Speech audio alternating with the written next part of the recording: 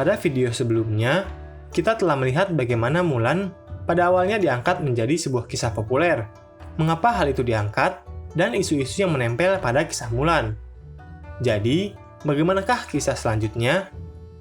Suatu ketika, utusan kekaisaran dan para pengawalnya datang ke tempat tinggal Mulan dan membawa titah penting dari kekaisaran yang menyatakan bahwa wilayah utara sedang diserang oleh suku-suku nomaden Rouran. Demi menghadapi serangan tersebut, negara memutuskan untuk memanggil penduduk yang tinggal di distrik-distrik militer untuk menjalankan kewajibannya dengan mengabdi sebagai pasukan di garis depan. Satu persatu, nama dari para penduduk laki-laki yang tinggal di desa itu mulai dipanggil oleh utusan kekaisaran, termasuk nama ayah Mulan yang usianya sudah sangat tua. Mulan, yang sejak kecil pintar, berani, dan tertarik dengan kehidupan militer, berpikir bahwa usia ayahnya sudah terlalu tua untuk maju di garis depan, sehingga tidak memungkinkan untuk pergi berperang. Namun sayangnya, dalam keluarganya, tidak ada anggota laki-laki yang lain. Sedangkan menurut peraturan, apabila seorang ayah tidak mampu berperang, posisinya harus tetap digantikan. Mulan memutuskan untuk meninggalkan kehidupan lamanya sebagai seorang gadis penenun untuk menggantikan ayahnya pergi berperang. Pada zaman itu, kedudukan pria dan wanita sangatlah berbeda. Konsep emansipasi wanita masih belum dikenal, sehingga tidak mengherankan jika kaum wanita dipandang lebih baik tinggal di rumah untuk memasak dan menenun kain. Peraturan militer pada zaman itu umumnya tidak mengizinkan keberadaan wanita pada barak militer, yang dianggap dapat merusak disiplin dari pasukan militer. Kehidupan militer yang keras, kejam, dan penuh dengan bahaya juga dinilai sangat tidak cocok bagi kaum wanita.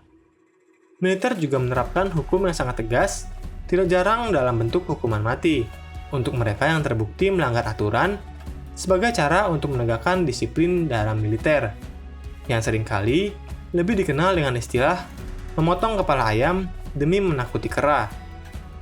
Sekalipun Mulan sudah mengetahui semua ini dari cerita ayahnya, namun karena kecintaan dan sifat berbaktinya kepada orang tua, ia tetap saja menggantikan posisi ayahnya dengan cara berpakaian layaknya seorang pria dan berangkat diam-diam sambil menunggang kuda, tanpa memberikan kesempatan pada ayahnya untuk menghalangi keputusannya.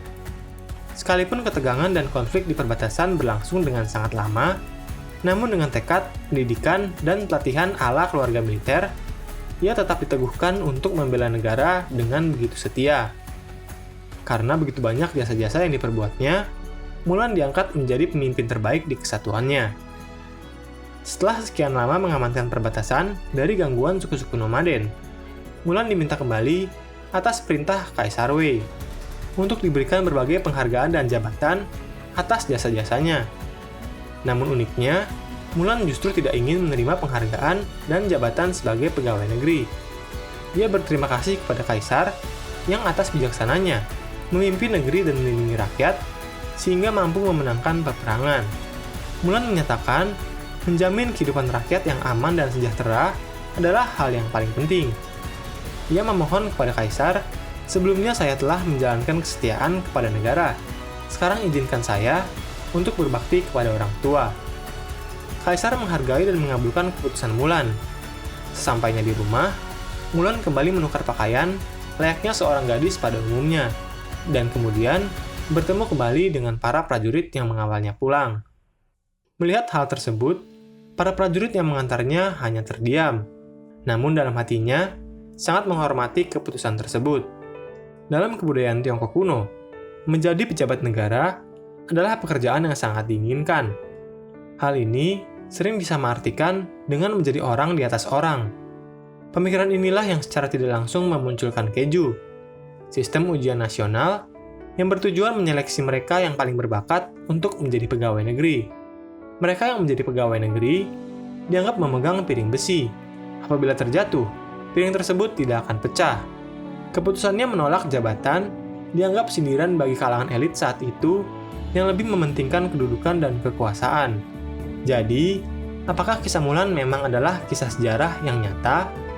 Rasanya masih sulit untuk memastikannya. Karena tidak seperti Guan Yu dari kisah Tiga Kerajaan, yang karena kesetiaannya diangkat menjadi dewa Guankong, kisah Mulan tidak memiliki catatan yang sedetail itu. Sekalipun demikian, jika kita melihat kisah-kisah serupa, seperti penyelamatan Jenderal Yang, yang uniknya juga berperang melawan suku nomaden utara, kisah-kisah bertema patriotik seperti ini adalah kisah yang sangat umum di Tiongkok. Bagi yang mempelajari kebudayaan Timur, hal-hal seperti ini sebenarnya tidak mengherankan, karena Tiongkok memiliki akar tradisi yang sangat panjang dalam hal heroisme, atau mengangkat seorang tokoh untuk menjadi sebuah kisah pahlawan. Hal ini tidak terlepas dari tujuan yang sama, yaitu untuk memperkenalkan suatu konsep berbakti dan kesetiaan, yang dalam hal ini berbakti kepada orang tua dan juga setia kepada negara untuk generasi-generasi penerus bangsa.